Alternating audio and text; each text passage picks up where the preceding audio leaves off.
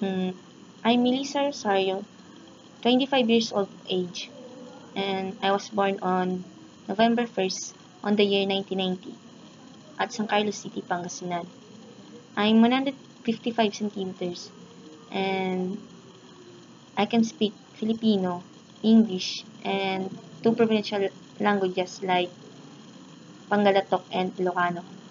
I took up Bachelor of Science in Computer Engineering at University of Luzon, Dagupan City, Pangasinan.